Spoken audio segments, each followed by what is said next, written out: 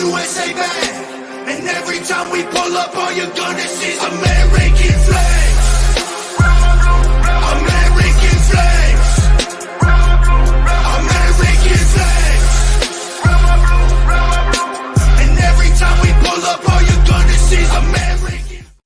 Welcome to the Patriots Prayer Podcast, guys. Today we're exploring some key principles that underpin the strength and the security of our great nation. Firstly, let's talk about the importance of border security and about more than just lines on a map. It's about maintaining the integrity and safety of our country. Just like the walls of a fortress, our borders protect the values and freedoms we hold dear. The founding fathers understood the significance of the sovereignty the United States enjoys. And in today's complex world, this principle remains as crucial as ever. Turning to our education a bit, our schools should be temples of learning where children are equipped with the knowledge, not swayed by political biases of others. The framers of our Constitution emphasize the importance of an educated citizenry for the health of our democracy. Our classrooms should foster an environment of unbiased learning where the focus is on empowering our youth, not and just knowledge alone of indoctrination or whatever it is that the teacher is planning to teach. It's gone so far in our colleges today that teachers in colleges have gone so far as to ban certain books as to what can be reported on, skewing how we see history. And as a result, the Marxism that has just gone crazy throughout the United States. And I mean, anyone knows it who's sent their kids to a college within the last 10 years. I mean, college campuses are no longer fostering free thought or individuality. They're turning out anti-American activists at an alarming rate. And today we got a constitutionalist, an American first guy running for the Congress in New Jersey. And I'm talking about Damon Galdo. And he's going to join us today. And we're going to talk about these things and love to get his perspective on our border, on the economy, crime in general in our streets, and how he thinks the world is running right now and what the United States can do to change its current course for the better. So let me welcome Damon. Damon, welcome to the Patriots Prayer Podcast, brother. How are you? Hey, good. How are you? Pretty good. So you heard the opening monologue. We're dealing with teachers bringing their activism into the classroom, right? We're seeing a lot more of this, especially in colleges. We just covered this about a high school out in the Cedar City area, where the high school was taking its direction from the university, who was taking its direction from a Confucius Institute. And everyone knows the Confucius Institutes were places that Chinese put on American soil in order to turn out propaganda, spies, and just political influence. So Trump went after the Confucius Institutes. But in this case, all they did was turn the Confucius Institute into another name. They actually just renamed it to the Helen Foster Foundation. So under cover of the Helen Foster Foundation, the Chinese are still operating with impunity and influencing the education of our kids in the Utah area. At least I know that much in this area, in this instance. But they've also funded MIT, the University of Champaign, Illinois. They've of course they're funding what's going on up in Berkeley, what I like to call the birthplace of everything wrong with the United States. But I mean, what do you see in your area? Do you see foreign influence in New Jersey in the schools? And if you do, or just in the country as a whole, how do we go after that? Legislatively, legally, what do we do? How do we fight it?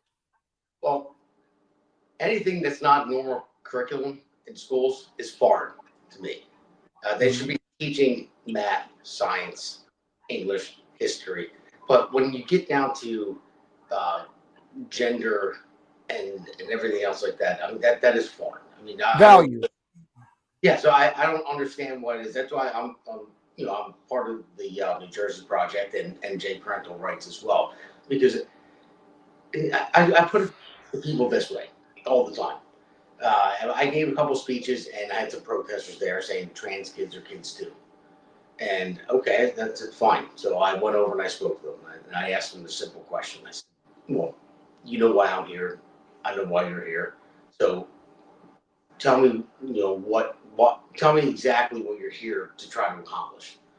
And most wouldn't talk to me, but there was a couple that talked to me. It was a gay couple, which is fine with, and they were probably in their 30s. And they said, well, there are studies out there that show that kids as young as 2 years old uh, identify as a different gender. Wow, it's And I said, well, obviously BS.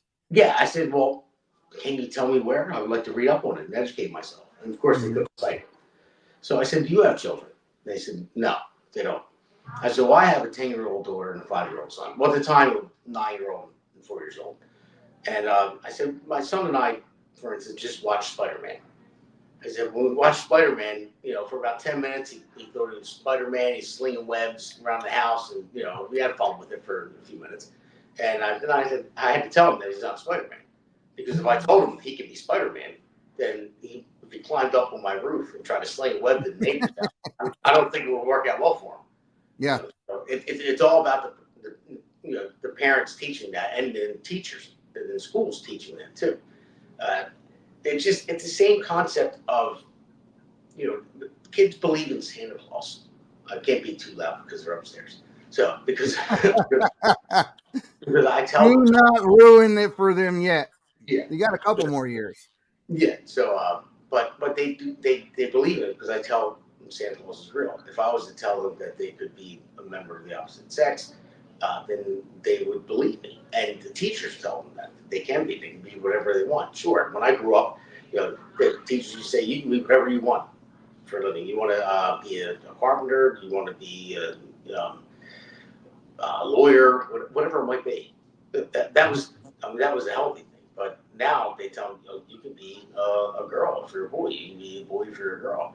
And that is the most unhealthy thing for a child's mind that's not developed enough. Exacerbating, enabling delusions, and causing mental illness where none existed before. Yeah, absolutely. It's just we went so far left with this. I mean, this country. Now, like I always tell people all the time, you don't have to believe in God. I'm not going to force God down your throat. I do believe in God, but it's the Judeo-Christian values that this country was born upon. That's right. It's just if you live by the values, that's what made this country great. That's right. And that's what it is. When you lose that, and you lose institutions that that get people together and have a purpose, and then that leads to the end of society. I mean, it's ruining the social fabric of this country. Well, it's that, and we give our kids a lot of built-in excuses for why it's all right to fail or come close enough, and then we blame the system for everything that we don't accomplish. If I don't know if you've seen this, but I'm going to use this example, and it's going to take me a long time to get to my point, but you'll get it. I think you'll get it. So I want to make sure I'm going to bring up the right clip. So there's this clip. Actually, there's two. I'll use the first one. Here, there's a young kid that was in Chicago earlier today. I guess it's today or yesterday. I'm not sure when this took place, and he's driving around with a gun in the car. He gets pulled over by the police. They tell him to roll the window down. He doesn't want to comply. Obviously, he knows he's got a gun in the car, and if they search, they're going to find the gun. He's going to get in trouble. So what does he do? He tries to shoot at the cops. Cops shoot back. Guess what happens? Now, all of a sudden, it's the cops' fault. This kid's dead, and it's the cops' fault that the kid shot at them but for having a gun. But instead of people just being accountable, instead of saying, my son was stupid, I should have taught him better, we should have did better, and he would have did better, that's not what happened. Let me play the clip. Roll that one down too. Hey, don't roll the window up. Don't open the door now.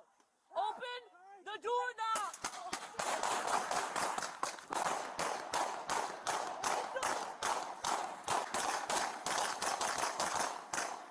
He had just bought his new car 3 days before that, and he was just riding around in his car. He said, "Mom, I'm going for a ride," and they killed him. They killed him. Now, I'm getting ready to turn into. I'm just going to say it. I'm gonna be an asshole right now. It did that what that lady just did at the end of that, right? I wish I could rewind it just to that part. With that little fake flop, they killed him and falling down like it was everyone else's fault but her son. That's ridiculous. And that kind of enablement, that kind of pouring gasoline on the fire and taking away, the police, you did your job. That's what happens. That's what happens when the police do their job. Against a criminal who's driving around with a gun he shouldn't have, who doesn't comply with the police when they pull him over. But this is the mentality of that culture, not the color, the culture. And the culture tells people immediately, that kid probably heard from a knee high to a grasshopper about how bad the police was, about how racist they are, about all of these things.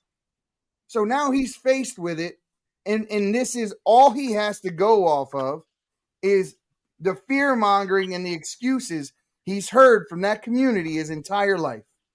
And now he's faced with a choice that they helped him make inadvertently over a long period of time. They programmed him to see the police as the enemy, and they've programmed him to think that a strong man, a man that gets respected, has to carry an illegal pistol. Instead of, hey, a man has to go get a job, provide for his family, be a good son, be a good father, be a good member of their community. You know what I mean? All of those things. But that's not what they see strong as. They see strong as gangster, carrying weapons, shooting at police. Yeah, well, what I would say is, now, number one, the police did their job, absolutely. What else are you supposed to do? Your job is to protect and serve. And it doesn't matter who you are, what you look like, it doesn't matter. If you pull a gun on a police officer and try to fire at them, they're going to fire back. They have families too. They have to protect themselves. They want to go home to their families every single day. It's not like they're going out there to look at, oh, I want to shoot somebody today. No, they don't ever want to pull their guns. They rather just go out and give somebody a ticket for speeding or whatever it might be. They don't want to get involved in that, but they have to at times. All he had to do was comply. All he had to do was comply.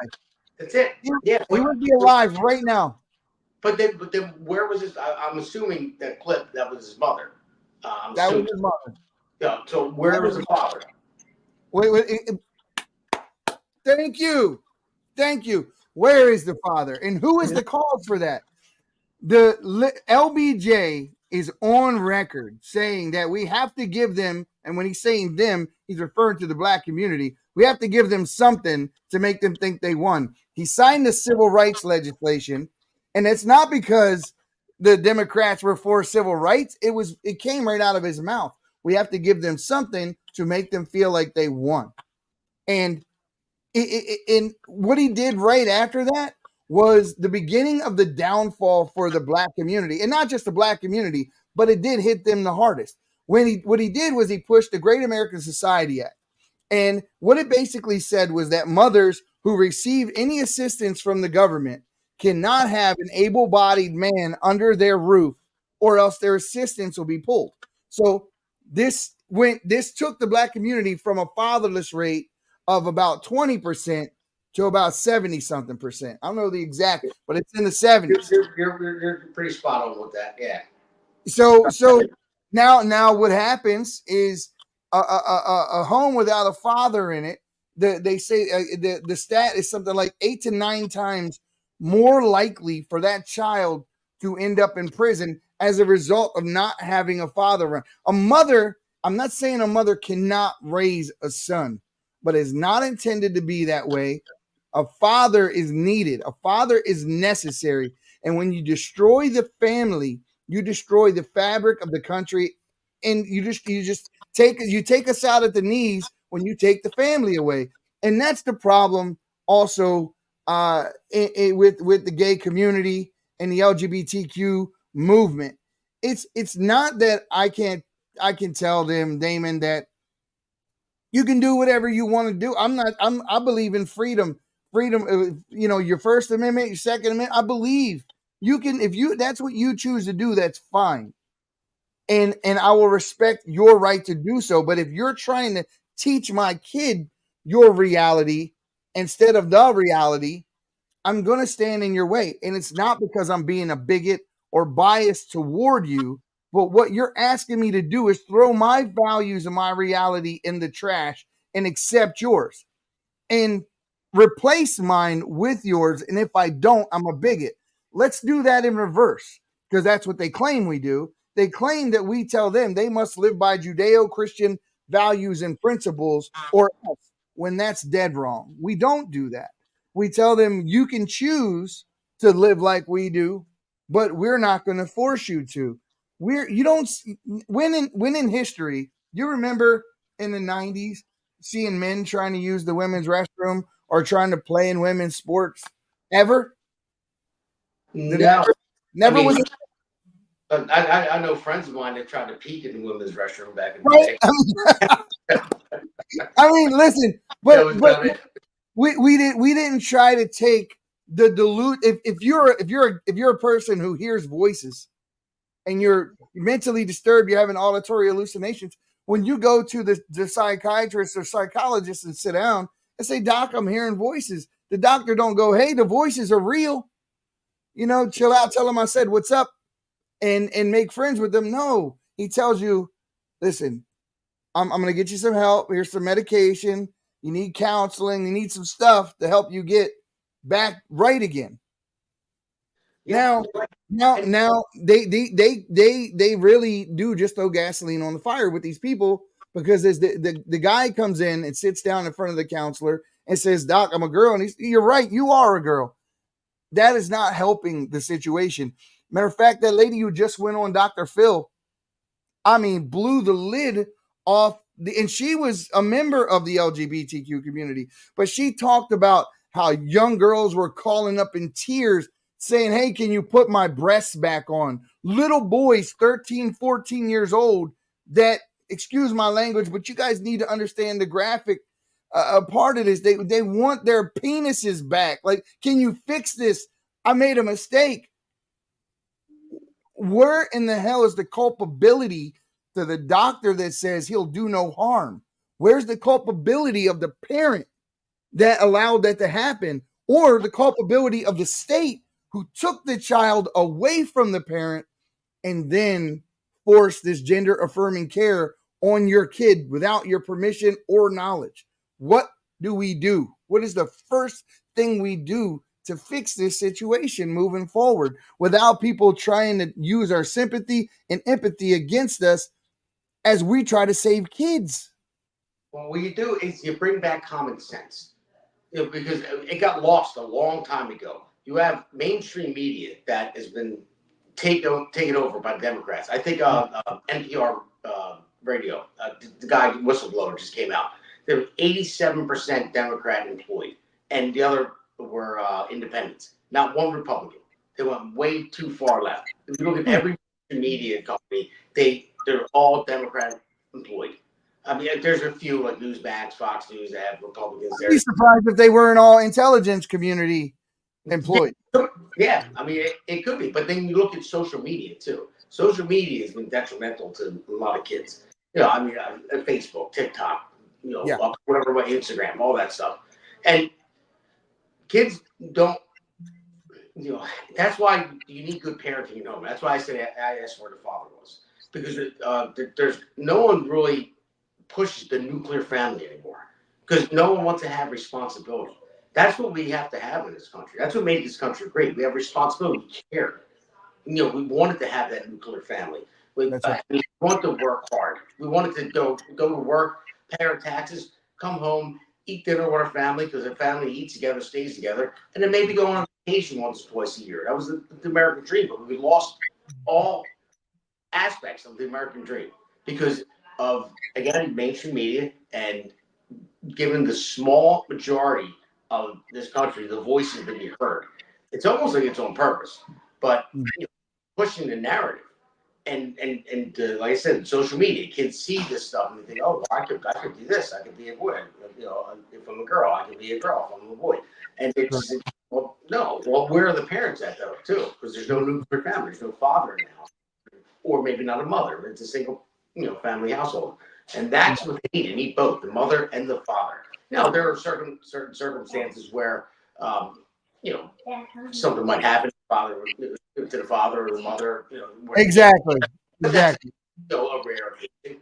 I was one such kid, and I can tell you from experience of being the boy, being raised by the mom and the grandmom, that I was too much for them at times. Hey, I was completely too much for them he at just times. came in and just wanted to say hi. What's up, little man? Say hello.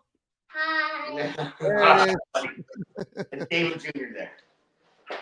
So, But yeah, man, I was far too much for my mother or grandmother at times. I mean, my I was a big kid, and I was also a bit of a dumbass too. So my mom was 4'11", but she wore these rings that would make imprints on my forehead if I did something wrong. But it was just dad's presence in that scenario, in that family, in that nuclear family unit. It just does something for a kid because it models for that child how to be a man. How do you treat women? How do you take care of a family? What are your responsibilities to not just your family, but your community? How you treat other people? How do you be strong and maintain your strength and your in that animal like instinct and be strong enough to control it at the same time? Dads can teach that. Moms don't know about that. Moms have no clue. Love moms, but they don't know about that side of what it is to be a man. They can try their best, and God bless them because we have some amazing moms. But man, dads need to be in the picture. that's in our genetic makeup. That's why there are men and women.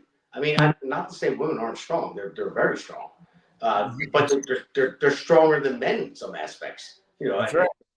They give they have childbirth. They got to carry the baby. I was in the hospital twice with my wife. I'm like, oh my God, I could never do this. And I would never put myself through this ever. Right. But yeah, the closest we get to feeling what a woman feels in childbirth is through having kidney stones. If you're a male and you've had kidney stones, that is the closest possible comparison to what a woman feels during childbirth. So I've never had I'm scared of kidney stones at this point because I've seen childbirth, twice. And well, I had hernia surgery and looking at C-section down there, and that was the worst thing. I was going to wish that upon anybody. But it's just the way it's made up. That's the way we're made. Men are made to be strong. They're the providers to take care of. And no, women can provide too, but it's just, I know times have changed and women are working too, and not more than they were back in the day, and that's fine. But you need the strong male, the alpha male, and it's just part of our DNA. And the women are nurturers. I mean, my wife. I mean, if I didn't have my wife, she takes care of me. I come home. If I've got hurt at work or I'm sick, or whatever, she takes care of me. If I didn't have her, I don't know what I would do. But yet I'll go back to work the next day hurt and fight through it. But so when I come home, she's taking care of me. That's just part of our nature. That's that harmony, that harmony that's found in a relationship, in a family when it functions the way it's supposed to. But what's happened today is we went from the kind of feminism that empowered women to the kind of feminism that hates men, to the kind of feminism that says we don't need men, to the kind of feminism that says we can be men. And that's where we're at. So where I want to know is, where are all the feminists at as the young girls on the college levels and all that are are not getting their scholarships. They're losing their records. The fastest woman runner in the world is a man. The Miss Universe pageant had 2 men competing in it. The weightlifting record, a man. The swimming record, a man. Women are being erased in their own sports. They have a women in sports bill that was passed by Congress a long time ago, and yet we're failing. We're failing because the YMCA not long ago had a 50-year-old man in there showering next to a 13-year-old girl.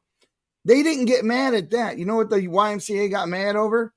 They got mad over the press, the citizen press going in there with a camera asking them questions about it. You got to leave. They didn't go into that locker room and throw that 50-year-old man out of that shower, but they wanted the guy who was asking questions about it to leave. There's a problem. There's a problem because people are so afraid of being called biased or bigots or racist or homophobes that they stop being decent human beings. No, you're absolutely right. I'll tell you one thing. If I was my daughter in there with the shower with a 50-year-old man, they weren't going to stop me from going in there. That 50-year-old man went out there in a second. That's what I'm talking about. It's exactly what I'm talking about. Problem. Like, and I say this all the time. I'm in construction, so I don't want anybody to take offense to it. But it's like, when did they stop making men? You know, that's what I say to people on a job when they cry about something. I have a little box on my gate that is the feelings box, and it says check your feelings at the gate. You can pick them up on the way out. So when I have my foreman's meetings and we're talking about construction, I'm like, we're here to do a job. We're here to build this building. And then when I said, hey, you're supposed to have 10 guys here today. You only have 5, so you're holding up this trade that's going behind me. You know, and they go, oh, well, no, I can't. I'm like, listen, there's no feelings in construction. We're here to produce, to build. There's no crying in baseball. Yeah. Exactly. So I always say, when do they stop making men? You know, and then I say same thing. When do they stop making women? Like you said, where the feminists at? They're protecting the women that are losing scholarships. I mean, they've worked their butts off to get where they are, and they're Right. the best. They're the best at their sport. They're the best at and then all of a sudden, some guy just with gender dysphoria just says, you know what? I'm going to be a girl. And I wouldn't even go as far as to say they're gender dysphoric. Not all of them. I think some of them are just straight up. They know they will lose when they compete against men. And so they come over and they compete against women because they have a chance of winning. And that's it. And people that think that a woman, even, I don't care that a woman is at the top of her game. I'll get for instance, was the tennis player, Serena Williams, right? She played tennis against like the 300th in the world, man. Like, he was ranked so low, and he wiped the floor with her. She couldn't even come close. Now, she was the best woman player in the world, but she couldn't come close to being able to play him in tennis. Even, that's not a monolithic community, right? Because Kate, I ain't say, when Bruce Jenner, I don't do that, right? So everybody knows who I'm talking about. Says that, he doesn't play golf against women because it's not fair to the women. There was a Korean guy who competes in these decathlons or marathons or whatever. They got a bunch of events. I don't remember the whole what event it was, but he let them get like a 2-hour start, right? This is after he transitioned to. Let him get a 2-hour plus start, and then he started on the race. He finished first. He won. He won the whole thing, and they went to go hand him the trophy, and he was like, that I don't need that. This was to prove a point. We should not be competing against women. It's not fair.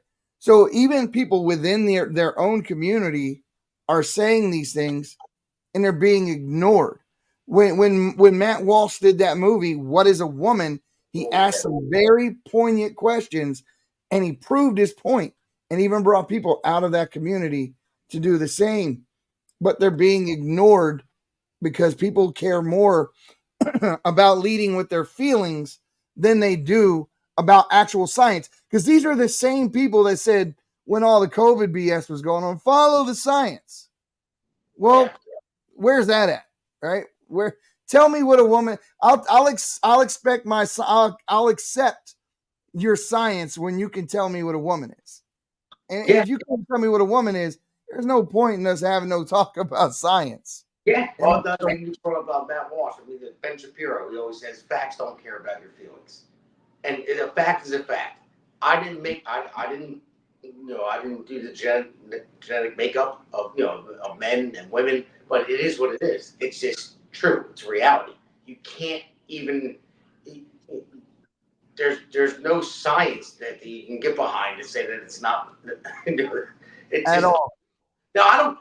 It's fine. I mean, you have to accept what is. That's the way. If you just said, hey, I'm a guy who's more comfortable dressing like a girl because this is how I feel, I was like, okay, do you? Do you? But you got to use the dude's bathroom.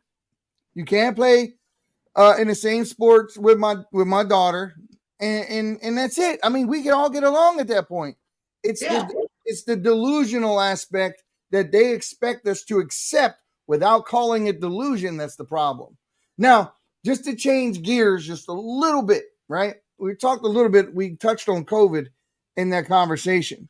Now, I know you've heard a bit about them, about the idea that, depopulation. They want to see the population fall.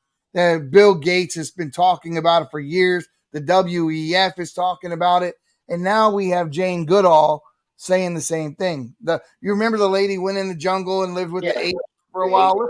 Listen to what she says. We cannot hide away from human population growth because, it underlies so many of the other problems. All these things we talk about wouldn't be a problem if there was the size of population that there was 500 years ago.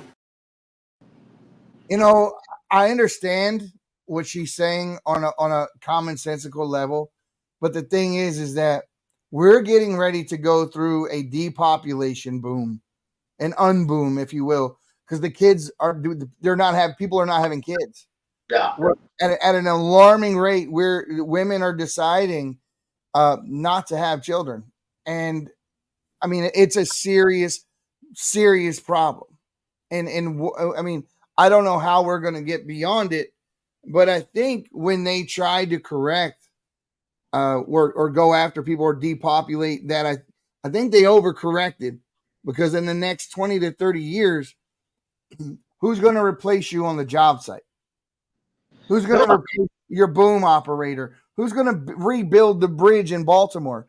Who's going to climb up to the Empire State Building on the top and change that light bulb? I mean, they're killing men off at an amazing rate. And then now, who's going to cover Social Security for me? It comes from the younger generation that pay into it, that cover the older generation. It's security for the older generation that are retired. I mean, we've had that Social Security talk before.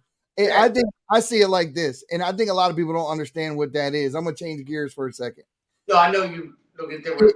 I believe that it should go away or be privatized, meaning so much of our money goes into this giant pot when we pay taxes. It doesn't go into the Social Security pot. It goes into a pot, and they all just put their hands in there and they just take from it. And I don't want to give this guy any credit, but when a broken clock is right twice a day, George Bush pushed a bill way back when to try to privatize Social Security. Because you used to, remember when we were younger, you would get the damn thing in the mail every year to tell you how much you paid in to Social Security, had the dollar figure on it. They don't do that anymore. And the reason why is because you start collecting at about 65. We only live to about 72 on average. And so you get 7 years where you're able to draw down your Social Security. And most of the people who draw it in the inner cities never even paid into it. 92% of the people that live in Baltimore City don't pay taxes. 8% do. The rest of them are on entitlements, and most of them are receiving entitlements like disability, which comes from the Social Security Fund, and they never paid into it. And you and I who do pay into it, we may draw down about anywhere from 6 to 10% of what we put in it. It's a failed program and it needs to go away. Yeah. If it doesn't change, somehow it needs to go away. And I know a lot of older people are like, oh no, he's talking about taking our Social Security away. People, it's not a savings plan. You can do that yourself. It's a tax. They're stealing your money, not giving you money. They took it. It's not put up in a bank account for you somewhere, but you can do that. It's time to return the American spirit to the American people, where we start wanting to do for ourselves again. Remember, the original intent of our country was so that we could come here and live free and with less regulations and less red tape, less government interference, so we could go out and do for ourselves and feed our family and this sort of thing. And then this is completely gone off the rails. And now people are like, we need the government to take care of us, when the intention of this country was exactly the opposite. No, you're absolutely correct there. Now, Social Security, I would say it is a good thing, but privatizing it would which one do that would be fine. It's just like your own pension. You know, if you work for a company, work for a union, you're paying your own pension, and then you get to get that money afterwards. So less government. So it's not about getting rid of Social Security, but it is a good idea for people, because people don't save money that much. You know, I know I don't. I'm married, so that's probably why too. She didn't hear me, so but yeah. So, but a lot of people, it's hard for them to save money. So, but if it was privatized, like you said, and you're paying X amount of dollars, it's just like an annuity or a 401k, and it's going into that account under a tax umbrella until you're ready to retire. That's a great thing. But yeah, it should be reformed. It shouldn't be gone at all. But privatizing it sounds like a good idea. I have to really look into that. But Because it gives you ownership over your contribution, and the ability at that point to say, if you pass away with your money, you can pass that on to your family. It doesn't go back into the bucket for everybody. But most people don't even understand what Social Security is. The World Banks wouldn't bail the country out after the economy crashed during the Depression in 29. And it wasn't until about 36 that they decided to come up with this idea. Well, why would we bail you out and help you out of your financial, problems? You have nothing to offer us. What can you do? So the United States said, what we'll do is we'll levy a tax on every man and woman in the entire country. The whole country. We'll tax everyone just for walking and talking and being here. And it was called Social Security. That's what Social Security was. So on the other side of that, what they were telling people is, if you pay into it, we'll take care of you when you're older and that sort of thing. So it's tied into the World Bank, the world financiers. It's tied into all of that sort of thing. And it's just something I think we need to get away from. The United States needs our sovereignty back. And I'm with Ron Paul when it comes to this. Our sovereignty we can never truly be sovereign until we cut the purse strings of foreign money to float our country, until we stand on our own 2 feet and do it without these Europeans and everybody else essentially dictating to us what our financial futures are. Well, George Washington said that in his farewell address. He finally resigned. He talked about the foreign money and that stuff. And, I'm not going to quote it verbatim right now, but I mean, they knew back in the day. Our forefathers wrote the Constitution. I mean, I'll give it to them. They foresaw all of it. And I don't know how they knew, but maybe just they lived under the tyranny of the British and all that. But they came up with the best system ever, and they foresaw things like this happening, which is I'm damn impressed by it. Because it's pretty scary how accurate they were. Like, people don't understand why they put the Second Amendment there. The second is because it's important. Yeah. Because if the government should ever turn tyrannical and turn on its people, the people have a way to defend itself. Now, everyone watched Nadler talk to Chip Roy in that little famous clip where they go, where he said, well, what do you think the Second Amendment's for? And he tells them plain as day, if my government ever turns tyrannical, I'm locked and loaded pretty much. He says, you mean you would use that on a troop, on a U.S. troop? And he missed, he walked right into the comment and didn't realize that by default, by him saying that, he was saying that the government would sick the troops on their own people. So he walked right into the statement. And yes, absolutely. Our government is a government by, for, and of the people. We have forgotten that. And now the government acts like it's a separate and yet unequal entity. Like it's up here and the people are down here. And we only live to serve the government. Or we're only as strong as our government is, when it's exactly the opposite. We're only as strong as our people are as a whole. So by them dividing us into white, black, gay, straight, and all these different categories, they're just serving themselves and keeping us weak as a country. That's exactly why they're doing it. I mean, they've been doing it for a long time because they're making more reliant on government and less government. So, and when they divide us, then it makes, and they dangle the carrot in front of your face. They receive, forgiving student loan debt and stuff like that, or make it more, being $35 trillion. I think we are now after the last bill passed. But they don't care. The government needs to understand that they work for us. Now, I'll just put it in perspective this way. I'm in the carpenters union, and I'm a little bit out of my union right now because I'm running as a Republican because they all Democrat. Although the men and women in the field are voting Republican. I was just right outside of your union up here earlier today where we're working, and I couldn't put the post out, Damon, but I walked through the site and I'm like, how do you feel about them just bullshitting, right, with the guys? I wish I could have posted it because I was right outside of your carpenters union, and everybody is a Trumper. Everyone. Yeah. Because they already know. I mean, they're watching their annuities and the pension fund getting depleted. So guys that are like 67 years old that are ready to retire, they can't now because of inflation and everything else going on. They're losing their money. It's bad. So they're all going to vote Republican, and that's my advantage in this race that I'm going to have against Donald Norcross. It's that even though my union is endorsing him, but the men and women out in the field are voting Republican. Well, let me ask you about your opponent real quick. Is your opponent in the union? He was years and years ago. He was in the electricians union. But he wasn't a carpenter. No. And so now he's no longer a member of the union. You still pay into it. You're still a part of that brotherhood, that guild.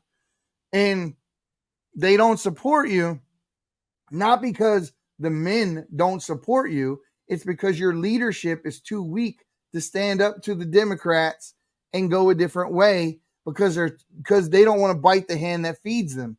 And exactly. and that's what I mean. It's like you can do the right thing or the easy thing, and the easy thing is not always right, but it's all, you know what I mean? Yeah, it's always right. That's what I was getting at. But it's the hierarchy. I mean, you have my union delegates. I don't know what they get. To keep backing Democrats. I mean, I'm not going to. I don't know. Contracts. Money goes one way, influence goes one way, contracts come another way.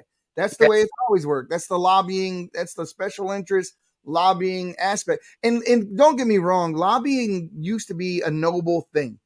And what the term lobby came from the fact that when they would come in, they would sit in the lobby in Capitol. When the congressmen and senators would come out, the people sitting in the lobby would run up to them and try to get their, they were fighting for good things and noble things, but they had to get in front of their elected representatives in order to push these things. So it started out as being something that was good. And now it's turned into something altogether different because they're buying them.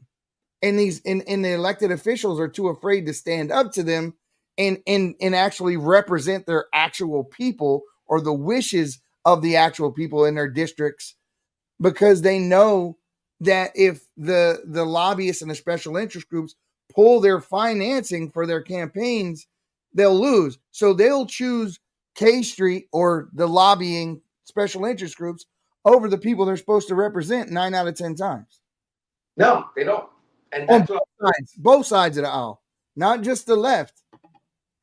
Yeah, no, you're right. But I tell people I work with all the time because they're afraid to go up against the grain with the business agents and union delegates. I said, listen, if we didn't go to work every day and pay our union, they won't have a job. They work for us. Same thing with the government. We didn't go to work every day and pay our taxes. Government would have a job. We paid their salaries. They work for us. So it's in the numbers. The majority rules. They work for us, but you can't. But people are afraid to step up and say something because one person might take a hit here, one person might take a hit there, and people look at it like, oh, I can't afford it. I have 4 kids, 5 kids, and a mortgage. And if I go up against the grain, then they're not going to put me to work or stuff like that. But if everyone collectively came together and really had the stones to do it, then you put everyone in their place. Same with the unions, with the government, everything. And I'm putting everything on the line myself because I always say, believe in something even means sacrificing everything. And I believe in making this a stronger state, a stronger country, a better future for all of our children. And it doesn't matter to me. I'll buck the system, even my union. I'm putting everything on the line with them. And I'm at odds with them right now. And I told them today, I pay into a PAC. It comes out of my paycheck every week. Goes in. Yep. So, and I've been paying it for 20. They call it dues. Yeah. But it's separated for different things. But one goes towards like the school training center, and one goes through, the page for the business agents. The other one is a police action fund, and that's where it goes. And I should be eligible to receive that. They're not giving me any money. I'm a congressional candidate. And I'm a union member, a union carpenter member. Yeah, you're termed in their own words as a brother. Yeah, exactly. So for 20 years, all the money I paid into that, I'm fighting with them to get PAC money because Norcross already raised $1.5 million, and he can snap his fingers and raise another $1 million in a second. I raised $14,000 so far, but I just cops are coming up. What is preventing, and I've never heard of anyone doing this, but it definitely sounds like something that should be done. Why doesn't somebody take it upon themselves to go poll the union, the workers, not the leadership? We already know where their heads are at, but the people. Poll the people. And then when they see overwhelmingly that the people that they're supposed to be representing have a whole different set of beliefs, and then you confront them with that, they have a choice to make at that point. Either they're going to stand with their brothers, the majority, or go a different way because they have their own needs to worry about. I'd like to see them put in that position. And I believe the Teamsters were already put in that position. That's why the Teamsters, I believe, for the first time in like 20 years, they're giving their endorsement to the Republican. Yeah, exactly. Yeah, I know. At least they had the stones to step up and do that. A lot of people were afraid. On my job, I have about 40 guys in my job, and they're all. You walk into the shower, it says Trump 2024. You walk into the department, and most job trailers. You go into the work shower, Trump 2024. All, but I was able to get a lot of them to switch their party so they can vote for me in the primary, but a lot are afraid. See, guys that let me put it this way: guys that are steady with the company, they know they can find their own work and so keep them. But when one of my subcontractors lands a job, they'll start off with you know how it works, like 2, 3 guys, and then once that man up, then they'll call the hall for guys. So guys that come out of the hall, they're the ones that are still voting Republican, but they're afraid to say anything because they think that if they say anything about it, look, they can go in that voting booth and vote however they want. Nobody knows, but they're afraid party, afraid to speak up because they think that when their name goes on the list and they're laid off, they're going to get thrown right at the bottom. They're not. Yep, their name's never going to be in the hat. They're never going to get pulled out for work. They're not going to. And here's the sad thing about that, Damon. They may be right. Yeah, I mean that's the sad part. They are. It's just a matter of trying to get collectively everyone to do it at once. I mean, if everyone comes together, except when I was at a union meeting a few months back, I gave a speech, and they didn't want to hear what I had to say. I was just giving them facts. So I kept getting gobbled out saying I was out of order. And the only reason why I said I was out of order is I gave you facts. That we had, almost a 10 million cheaper workforce in the country that's going to undercut the unions. And we're not going to be able to negotiate for rate back inflation. Our insurance premiums went up 6.5% in January. Why? Because we have all these people that came to this country. They're people that get sick in the hospital. They have babies in the hospital. It cost $44,000 when I had my son 5 years ago. My insurance covered $40,000 of it. Wow. But all these illegals coming in, who's paying for it? We are. We're paying for it all. Mm-hmm. So, matter of fact, I think they said what per illegal, per each individual. I think the numbers came out yesterday. It was like $138,000 per year per illegal alien in New York. That's what it costs per year to feed and house them. It's astronomical. It right now it's somewhere around 360 billion a year across the country. New Jersey alone, I think it's like 7 billion per year. And that's not including the penitentiaries and jail systems. When somebody's been committed a crime. That's not including that, but it includes the schools. I wish I had numbers in front of me. I would round them off to you because I got all the stats. But it's just unbelievable. And we're paying for all this stuff. And I try to tell the team members, I said, we fund the United Nations. We're like number one funder. I think it's like 22% out of that. But that's a big chunk of all the countries that fund the United Nations. That's a big chunk. We pay the most. So, and the United Nations, they gave out all these vouchers and the visa cards for migrants to make it to Mexico. Yeah, they send them here. They're sending them here. They're giving them maps, telling them where to stay, where to get lodging, where to get food. Yeah, We're basically funding them to come here, to go to Mexico, and then illegally cross our borders. And then when they cross our borders, then we fund them ride to whatever state they want to go to. Then we fund where they're going to live, their housing. They get food for 7 days, and they get. So that's the thing. It's like full circle. Like we're paying for here to pay for them to be here, and we're getting screwed every which way. And you have in New York where schools shut down, and they were housing migrants there, so kids had to go home, and then the school. We grew up with always realizing how New Yorkers were like. We didn't give a damn about just East Coasters in general, right? It's not a feeling based place. It's all like very direct, very honest, brutally honest, but strong, tough people.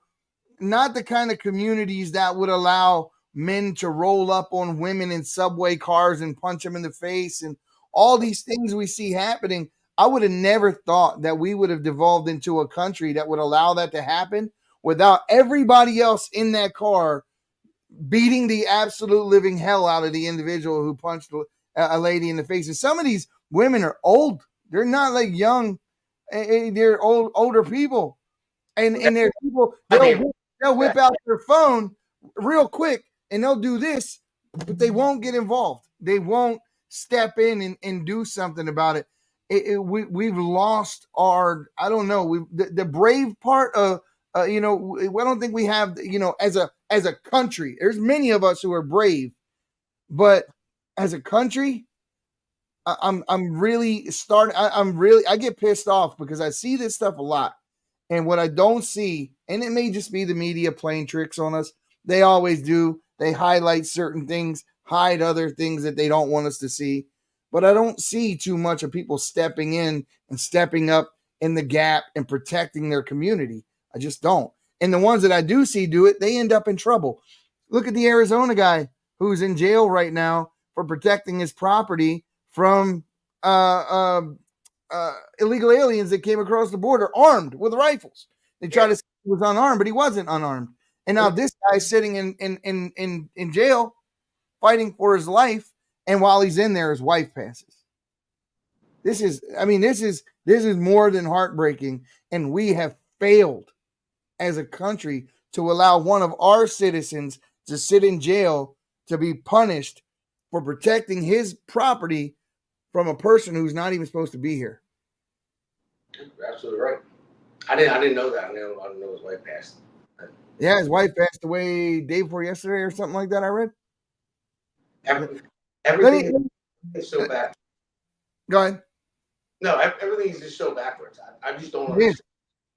understand. The criminals are treated like the victim class, just like that lady crying over her son, like her son was a victim. Her son's not a victim. Her son shot at police officers. He's a thug.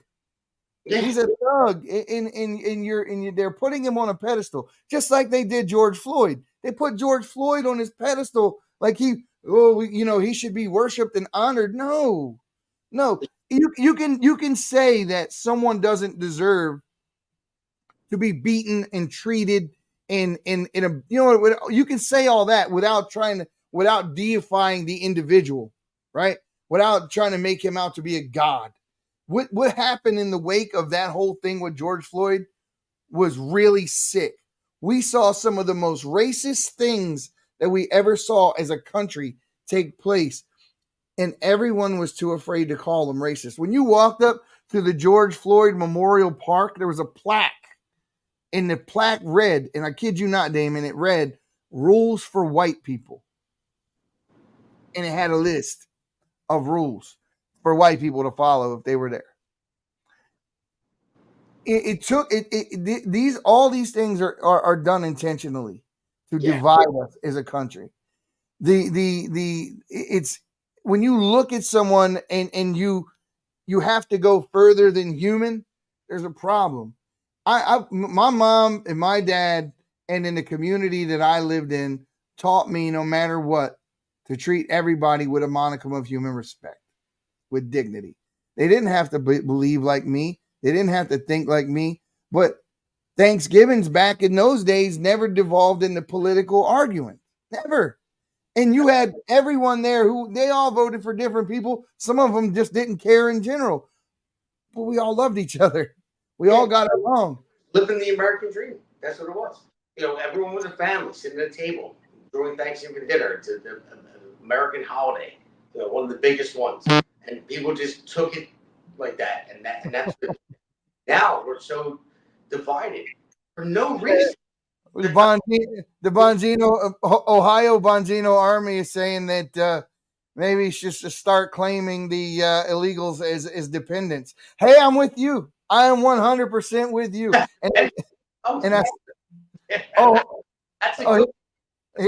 Here's Maurice. I didn't see you in there, buddy. He says he's not going to make it. Thank you for stepping in for him. And so he's out busting his hump, and so he can pay for more of these illegals, so that they can keep living, for free and eating better than our homeless vets do. Well, just think about it. But we are a country of immigrants, obviously, But back in the day, when you had, the Irish, the Italians, and so forth, and then Jews, everyone that came over, they weren't given the damn thing. They had to work. They just wanted the opportunity. They didn't want to be given anything. They just said, "Turn me loose. I'll work for mine. You don't have to give me nothing." And they did. Yeah, exactly. And they worked their asses off when they got here. And some of them built empires, or just became a regular, working class. And they didn't just do it because they were accepted. If you walk around places in New Jersey today, I'm sure in the older parts, like in Boston and all that, they still have the signs up, "No Irish allowed," all that kind of stuff. Because that was a thing. Yeah, it was. That was a thing. But think about it now. If you're an immigrant coming in and Biden's either flying you over on a free flight and sending wherever you want to go, on the taxpayer dollars, or you can cross the border illegally and then get bused to wherever you want to go, flown to where you want to go, housed wherever you want to be housed, food stamps. What's the incentives to work? There's none. Like if you're coming from a country where you're struggling. You saw it, right? You saw the kid putting up the TikToks telling people how to come into the country and how to squat in houses, exactly. and he's throwing around like stacks of like hundreds or 20s, I forget which one it was, but way more money than what he should have ever had for someone who doesn't have a job. Yeah, it's unbelievable. It's like a twilight zone. It really is. What I think is going to happen, and At this point, I'm not even sure I'm willing to condemn it. But I tend to think that the people in the country are going to start being more vigilante like. I think that we're going to start seeing people on blocks, especially in the neighborhoods like where we're from, especially in those places where you got the Johnson house, the Smith house, you know what I mean? The Galdo house, so on and so forth. I think when you go on blocks like that, you're not going to be able to get away with the same things you can in other places. And I think that you're going to start to see more people coming together as communities and cliques so that they can protect each other because the police can't. Because the municipalities got the police hands tied. The police are afraid to do their jobs because the mayors turn on them, the governors turn on them, and they treat the criminals like victims. Unfortunately, I think you're right. I mean, I hope it doesn't happen, but you can only back somebody into a corner so much to where they're going to feel it. The Department of Justice goes after anyone that has a voice. They try to lock up. And look what they're doing to Trump. You know, I mean, all the not no pun intended, trumped up charges. Exactly right. But I mean, in every case, you ever heard of someone that's been raped that couldn't describe the rape to you? That couldn't describe the being touched, couldn't tell you what date it happened, what time it happened. Nothing. It's unbelievable. So, but you're backing people in the corner, and I pray that it doesn't have to happen. That doesn't happen at all. You know, we should be a civil society, and that's why I'm running for Congress, because I'm going to try to do it my best way, civilly, and be a civil servant, and try to fight my way through it that way. But I just pray to get to that point. But I could see it. I can see the water about to boil over the pot with everybody. People are so fed up because they're just trying to do the right thing and live the American dream, go to work every day, and just come home, just go to their job, which they might like or not like, it doesn't matter, but they come home to their family, want to live their life and not be bothered, not have to deal with the bullshit, not to deal with like what I had to deal with when I was living in Philly, when we're talking about the George Floyd thing happened. That was right on my doorstep. I had to send my wife and children to my in-laws in New Jersey because it was right there, right in front of my house. Every store was boarded up. What most people don't understand, though, Damon, and tell me if this isn't the same in your family. I guarantee you that everybody I know has my whole family ain't white. My whole family ain't Mexican. My whole family ain't black. We if you get your family and your extended family and look around you, especially in this day and age, most people's family is multicultural. Yeah, mine is. We're so far beyond all that literal black and white stuff they use to divide us. It doesn't work anymore. Listen, 26% now we know is polling in the minority communities for Trump. 26%. Yeah. It's climbing. It's climbing. Look, as a matter of fact, look at this. Check this out. So Trump he does this all the time. I love this guy. He does this all the time, but he just walks into a McDonald's, right? A McDonald's, everybody in the McDonald's that works there is black. And so you would think, they all got orange man bad syndrome, right? You would think. Listen. Yeah. Can I have 30 milkshakes and also some chicken? And we're going to take care of the customers. Is business good? You're making a lot of money? Everyone, you're getting rich, right? Thanks very much. Look at the way you hope. You like each other, right? They love him. They love this man. The news has to go out of their way to demonize him and make it look like the country hates him, when in fact it's just a few very unintelligent people that don't see how much worse things are right now. I'll never understand that they don't get it. Check this one out too. I meant to play this sooner, but I wanted to play this smackdown from Larry Elder. Larry Elder went on The Breakfast Club. I don't know if you know this show. There's a guy on there, Charlemagne the God. He gets a lot of press for speaking his mind. I like some of the things he says. Don't get me wrong. And other things I disagree with. But in this situation here, Larry Elder watch this. as a nuclear intact family, and neither side is talking about it. Let me ask you a question. What do white people do wrong? What do you mean, what do white people do? I'm not worried about white people. I'm worried about what's going on with us. But if there's systemic racism in this country, which we know it is. No, I don't say there is. You say there is. I don't believe that. Have you ever heard of the term Nick wake-up call? No. It is an incident where a person of color forgets that they are of color and are reminded by an unexpected act of racism. I'm acutely aware, Charlemagne, that I'm a black person, just as you are a black person. And when Joe Biden insulted you by saying, you ain't really black, we don't know whether or not you want to vote for me or vote for Donald Trump. And Joe Biden has lied for decades about his civil rights record, claiming that he desegregated movie theaters and restaurants in Wilmington, Delaware, when he didn't do any of that. And he came in here and told you aren't even black unless you think a certain kind of way. It seems to me that should have been a Nick wake-up call for you, but it wasn't, apparently. I mean, dude, he just disemboweled him on the air. Like the thing I told Maurice about that clip earlier when I said I was going to roll it out is that I wish they would have, when they did the clip, they would have played how Charlemagne tried to respond to that. They cut it off right after Larry Elder got done speaking, but there's no comeback for that because he's 100% right. He's 100% right. You got to remember who Joe Biden went to the Grand Master of the Ku Klux Klan, Robert Winger, went to his funeral and gave the eulogy. He gave the eulogy and called him a great man and a mentor. This is the same man who said he didn't want his kids raised in a racial jungle. Yep. He sponsored the '94 crime bill. He put more black people in prison than they could count. They could count. They don't even know. And then it was funny because there came along a clip a lot later where a guy says, okay, so they wanted to do a war on drugs. So they went in and they arrested all of the drug dealers and left the crackheads to raise the community. And Donald Trump comes along, gets elected, and gives everybody back their voting rights. You're a felon, whatever, you can vote, right? And they use their vote to vote for the guy who put him in prison.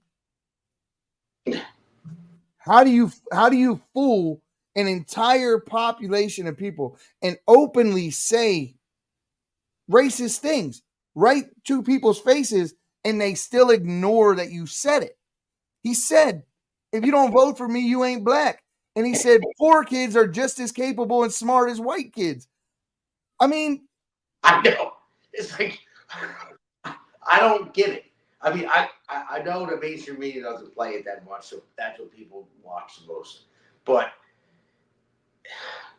I mean, educate people is the biggest thing. You know, I want to put something together where it's just I don't care. I'll buy thumb drives and just hand them out and say, here you go. You look it up yourself. Don't believe me. You know, here's the real news. And because people, you know, tend to don't have time to look things up themselves and just come on and watch TV. Oh, watch the review and like, oh my God, is that really what's going on? No, I just give people actual information. I'll hand out thumb drive concepts and just plug it in your computer right to the website with all the information. So I got a buddy build a website right now with just fact check. You know, so you know, I'm just going to tell people, don't believe me, look up yourself. So it's not hard to find those clips. It's not hard to trace, and it's not just him; it's his vice president too. Yeah. His vice president is right alongside him with that whole putting people in jail thing from their own communities. It's these two were probably bar none the worst people they could have possibly picked in their race, and it doesn't even stop there. You know that Joe Biden got beat by a man from America Samoa in the election in the primary. No one even knows this man. The only reason Biden is the nominee for the Democratic Party right now is because they wouldn't allow anyone else on the ballot in any other state. They kicked everyone else off the ballot. That's the only reason. When they didn't kick them off the ballot, people in I forget what state it was the other day, and you look it up so people can fact check this. But 50,000 people wrote in a different name than Joe Biden in his own primary because his party's not choosing him. They're not. But the thing is, and this is what I believe, take it or leave it. This is my opinion, right? I'm not saying this is fact, but I believe that the federal government has their hand up Joe Biden's ass so much that he's not even speaking for himself no more. They need him there to do their bidding because he can't defend himself. He can't say what he really thinks and feels because he's compromised to the hilt. If it's not the Chinese that has him compromised because of all the money they paid him, it's the Russians. If it ain't the Russians, it's the Romanians. If it ain't them, it's the FBI, who knew about all this pay-for-play stuff for the last 15 years and has had his number, but instead of arresting him, they blackmailed him. And that's straight off of a Jesse Waters Fox News report where they did do the legwork. And that was what they came up with at the end of the day. 40 FBI informants, 40 over 15 years, that have been collecting evidence on the Biden family and what he did all the way back as far as him being vice president. Don't forget the FD 1023 form. The FBI's one of their most valuable informants came and said, he's taking money for political favors, and they hid the document. Yeah, there's no other, you're absolutely right. There's no other way around it. Now, if you look at they had to make things up for Trump. They made them up over and over and over again. Russia collusion over and over again. And they're still trying it now. Now, everything was proved. There was nothing there. They did it on purpose to go after Trump. Now, Biden, you actually have evidence on his foreign business dealings and everything else, bank accounts, shell companies, and everything else. You have the evidence. But I think there are just too many people involved, and that's how he's getting away with it. And they're using him for their bidding, whatever they want to do. He is a puppet. Their hand is so far up his ass. They're doing whatever he says. And plus, you can say, compromise. His brain's compromised too. He's a freaking houseplant. Yeah, that's the reality of it. And that's in his son's own words. With the laptop that was, the one he dropped off. I mean, they had a conversation in that laptop that stated that his dementia was so bad that he wouldn't be able to find his way home without the Secret Service. And by the way, what I was talking about earlier, I was talking about Michigan. In Michigan, they wrote in more than 50,000 votes against Biden. They since they had no other choices on the ballot, they wrote in because they just didn't want to vote for him regardless. And that's what he's facing. That's what he's facing. Yeah, Ohio, was it Ohio Bongino Army? Yes, I'm reading about that one too. Wisconsin uninstructed voter sends Biden message through change. That happened on April 3rd. So he's right. There are two different places that did this. This is not just a one-time incident. It's two.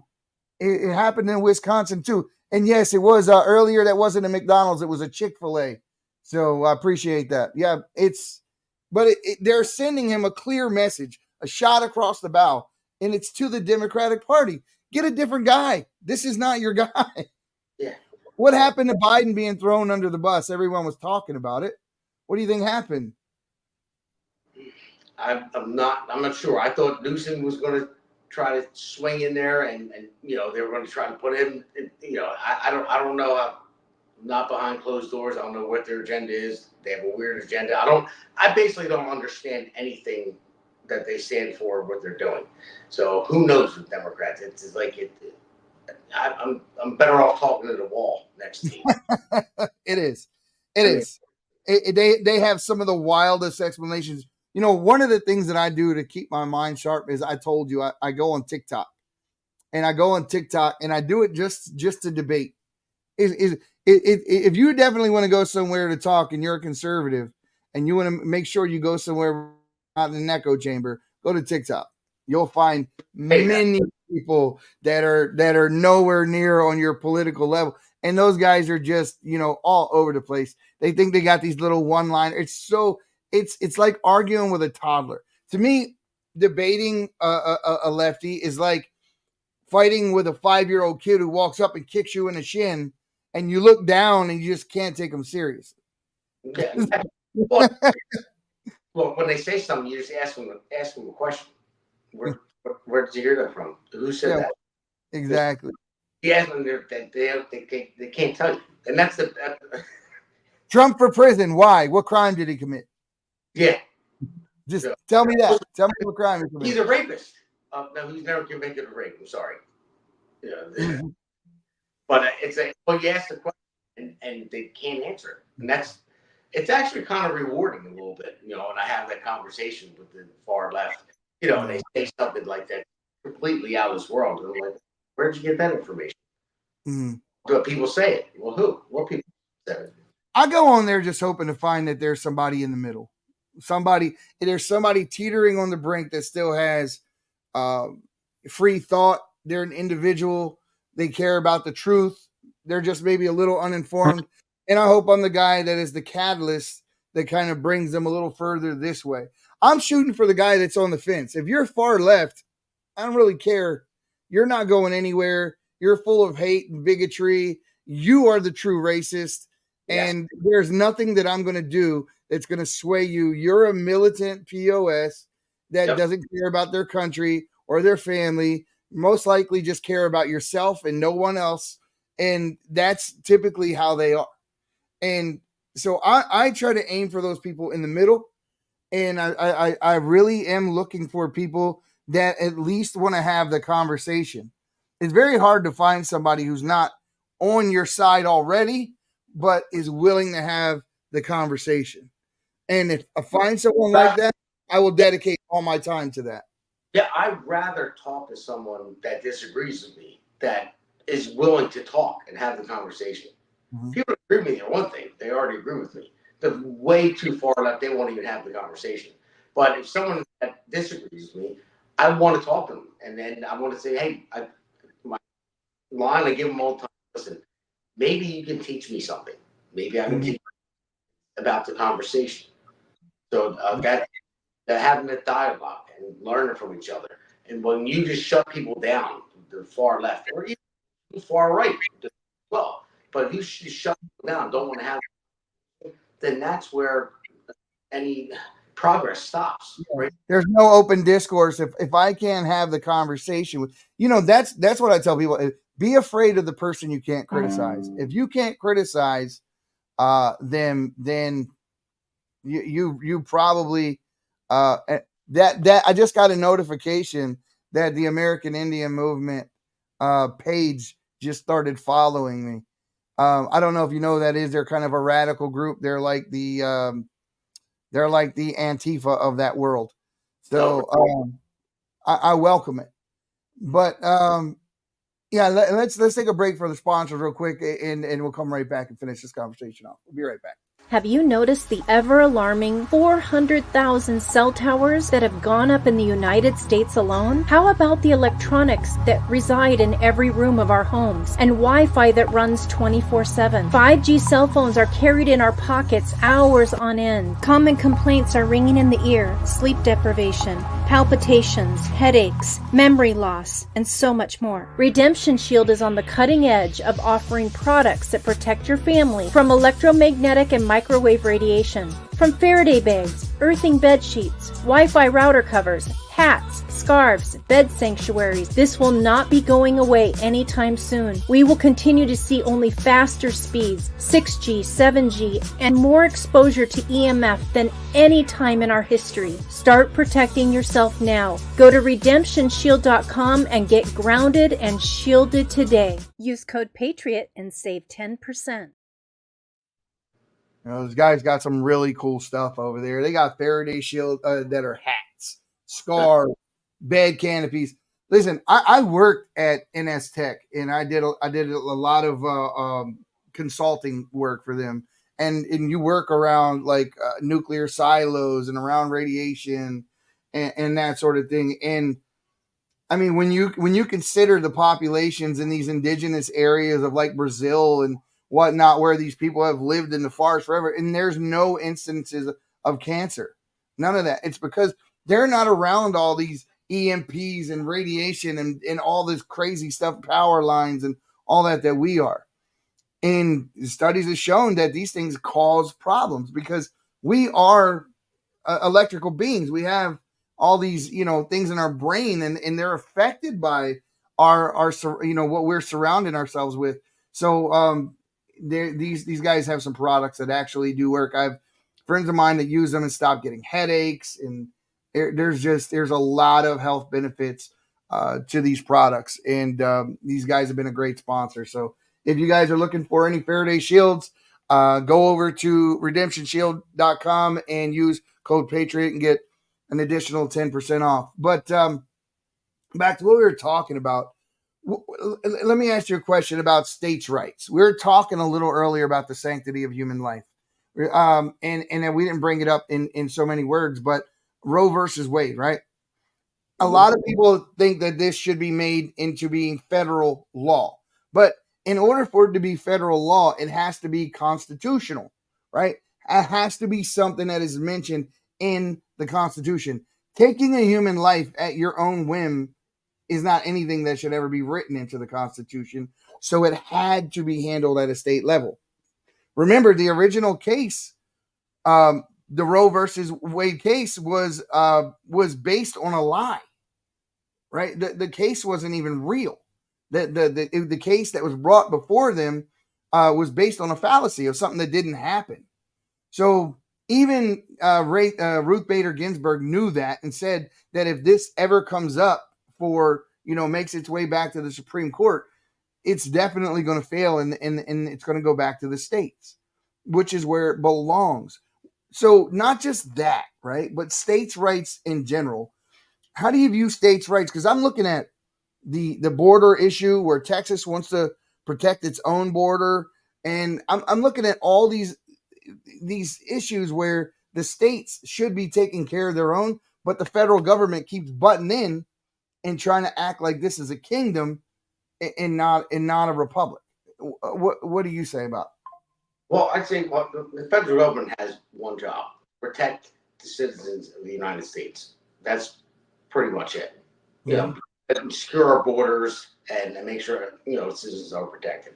When it comes to a state, that's why we're called the United States, and states have different laws. You don't want to live in that state, move to another one. I don't know what that is. Oh, sorry.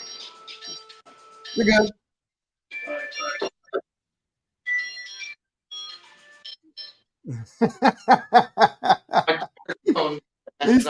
He's push and go. I can hear it. I tell you a funny story. I was I was at the spa, and it's when the ringtones first became a thing, like when your phone would ring and they would have a song play on it or something like that. Right? Me and my wife were out at the spa. We're getting a couples massage, and this whole spa is all quiet, and they're playing this like Enya music in the background, all serene and all. And then all of a sudden, my cell phone starts singing the Dukes of Hazzard. Just a good old, and this whole place is lit. But yeah, I mean, listen. So we were talking about states' rights. You got interrupted. So go ahead. I apologize. Well, yeah, no, I mean, states should govern themselves, and they have, they can create whatever laws they want, but they can have different laws, and it depends on the people that live there, what live in that state for that reason. So there's a state that we talk about the abortion thing. Say if you think that 6-week ban for abortion, like Ron DeSantis passed, if that's what you believe and you want to live in that state. If you think it should be a 15-week ban across the country, Trump did that right into the middle pretty much. It's a move in the right direction. It's still a move in the right direction. Yeah, exactly. So, but there's some states that banned it completely. And there's some states that will let give abortion up at birth. 9 months. Which is insane in my mind. But it's each state goes a different way, and that's the way our system is made. And I do believe in our system. I don't believe in what every state law is. Some are outrageous, and even when it goes to crime and catches bail. If it were up to me, Damon, I would ban all abortions, period, across the board. And I mean every kind. So what about rape and incest? Yes, even for those instances too. And I'll tell you why. Because no matter what, the baby is an innocent third party. No matter what. And that's how I feel about it. But if someone says they want to put a limit 6 weeks, 3 weeks, 8 weeks, there was the heartbeat ban, the heartbeat bill, where once the heartbeat happened, you couldn't do it. There's a whole bunch of different attempts to try to put some kind of limit on abortions. And although I don't believe in it at all, I'll take a limit right now, because what the left is trying to do is allow abortions to take place all the way up until the moment of birth. They'll literally let the baby be born and then suffocate. Like this is the level of depravity that these people have. And I guarantee you the whole time, the person that would do that to a child will never look at it. They'll never look because they don't want to see the life they took. They don't want to. There was a guy who showed the abortion, talked about it in detail and showed video. Forget what talk show it was. But he was talking about how he was going into the womb with these, and he showed the instrument. It was this big, nasty looking instrument with these metal hooks on the end of it. And he was talking about how he would, when he go in there, he'd have to rip out, and that would an arm would come out and a leg would come out. And he's talking about how these abortions actually take place.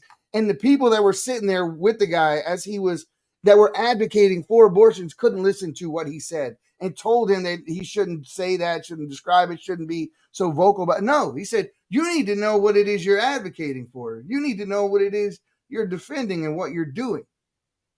And that's the thing.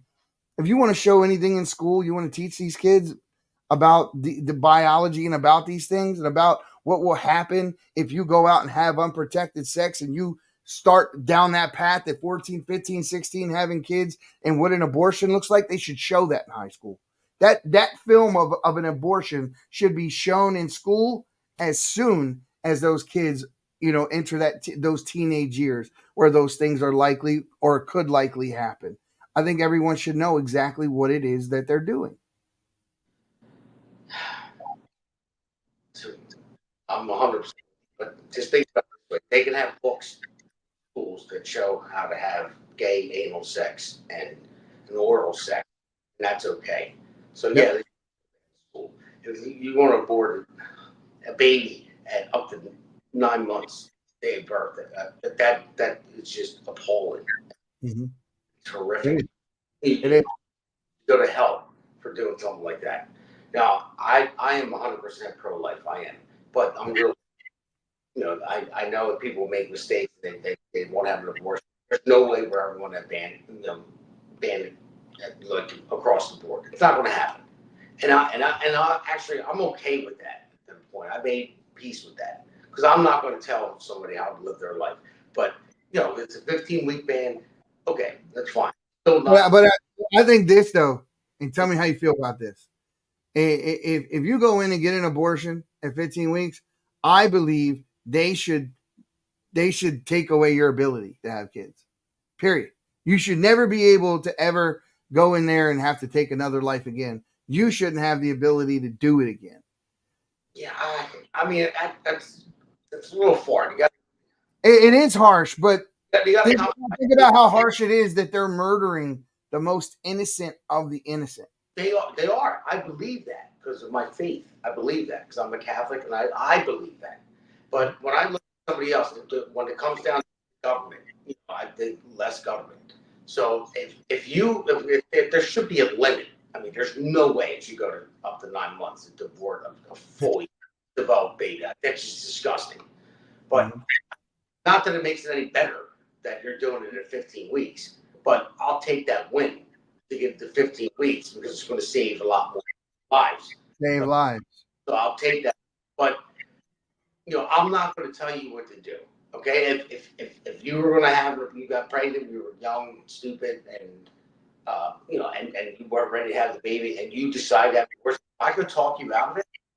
Great, I would, but I can't tell you not to do it. But you're going to have to live with that decision.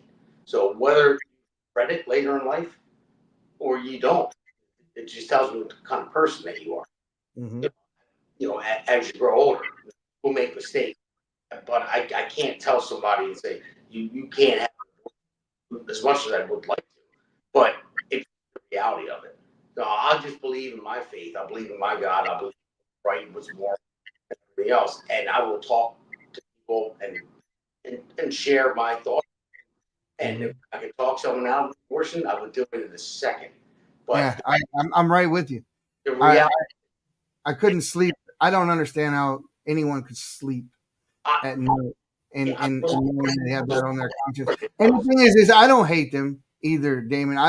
I don't hate the people that do it. In fact, in a lot of ways, you feel sorry for them because the heart of a person that thinks that is okay is darker than even they realize. They're further down that road to hell than they could ever realize if they're they're so far gone to a point where they don't feel the fact that they took a life, that they have believed or been indoctrinated to the point where they don't think that they took a life. They actually believe that wasn't a life. And that's the way it's become in this world. Now, but I know plenty of people that have had abortions and regret it. Like they had abortions maybe 20 years ago, and they're older adults now, like my age, and they really. I know some people that don't regret it. They say, "No, I had an abortion, like nothing." Well, it's fine. If you want to think that way, you think that way. Maybe we should have a panel. Maybe if someone comes in to get an abortion early enough, one of the prerequisites within your time frame, the shortened time frame, would be that they go before a panel of other people who have had abortions, who regret it, so that they can hear the stories of why these people regret it before they make that decision and make that a prerequisite to ending a life. No, that would be awesome. I mean, it's just like a mad panel, right? If you go get caught drinking and driving, you got to go sit in a room full of mothers who lost their sons and daughters or whatever else to a drunk driver and hear their stories. And there's a reason for that. I just think it's as much as I disagree with abortion at any level, I think putting limits on it is at least a good thing because it saves lives. Because not doing it leaves it limitless, and we know what that leads to. So I'll take a limit right now. I'll take a limit in a heartbeat. Yeah, it saves lives. Sure, I would too. But I try to stay away from the whole abortion thing because I'm definitely 100% pro-life, and you know that. Yeah, no, I get you. But let tell the people what you got going on. Tell them about your event. Tell them about what you got coming up here shortly. Oh yeah, sure, yeah. Because I actually got to go soon. It's getting late. Yeah, I got to prep for my show tomorrow. 92.1 Cruising WVL. There it is. So he's going to be. If you guys are in New Jersey, or you just get the TuneIn app, he's at 92.1. What is it? What's the call symbols? 0.1 Cruising WVLT. You can WVLT from your phone. So if you're not in New Jersey, but started my own show. It's a little raw. So, but I have some good ideas. I'm not a radio host, but I'm a carpenter. Ask me to go to your building. But on the radio or being a congressman, that's all new to me. So I'm going at working as a. But also May 10th at the Victory Bar and Grill, Route 73 in West Berlin, New Jersey. I have country music artist Trey Taylor that's coming up from Nashville to put on a show then for a fundraiser. Honestly, I thought it was a scam when he emailed me, and I was like, "What? No way!" So I called and we had a Zoom meeting. We talked, and the guy's a great guy. He's very conservative, Christian. His music is awesome, and we talked and set it up, and he's coming up on May 10th. So it's going to be an awesome time. It's going to be. How do people get tickets for that? You go to votedamongaldo.com. That's vote DAMONGALDO.com. It'll pop up right there. So you go to the website and you just click on the link. Click on the ad, and it'll take you right to Anadot. It goes right to the FEC, and it'll show you the ticket, and then you can come right in and have some fun. That's awesome. Hi. That's awesome. I wish I could be there. I wish I could go back. We got a couple of things coming up. We're going to be going out to Michigan in June, and in May we have another event that we're going to. You're going to see us pop up at a few different places. I haven't. I'll I'll wait until we're simpatico, me and Maurice, before we announce that. But like I said, we have been coming up and rubbing elbows with a lot of people in this particular industry, and it's been in just a complete upward progress for the last few months, and just coming off of that win with holding our mitts and getting them to the Super Bowl, and we're just going to ride this wave, and we're not stopping here. And Great. you know, in everyone that we can help along the way, every cause that we find just, every person that we find trying to fight for this country to try to restore the soul of this country and put America first, we're going to give you a platform. We're going to give you a place where you can come tell your piece and your story, and you will be heard because we have an audience. We have a good audience. So that's why you're here. So anything else you want to say before we get out of here? Yeah, I just want to let everyone know. It doesn't matter what you look like. It doesn't matter where you're from, what your religion is. It doesn't matter. You're an American. That's the way I period and stop. And that's what we got to get back to, is America first. And I've met with a lot of people. I've met with the South Jersey Muslim. I've met with the Habads, Cherry Hill, the Jewish. Say that again, because it sounded like you said Hamas. I don't want no one thinking you said Hamas. Well, it's Shabbat, but they pronounce it Chabad. Chabad. Okay, there you go. Not Hamas. No, I didn't mean what okay, just making sure now. All right, clarify that. Yeah. But yeah, I'm actually trying to get them together because they, obviously the tension that's going on. But either way, I'm trying to do something good. And again, I never aspired to be a politician whatsoever. I'm a fortunate person that loves what I do. Build commercial buildings. I was started out as a union carpenter, now I'm a superintendent, and I build commercial buildings. And I love what I do. But I love my children. I love this state. I love this country more, and I love to for everyone's children as well.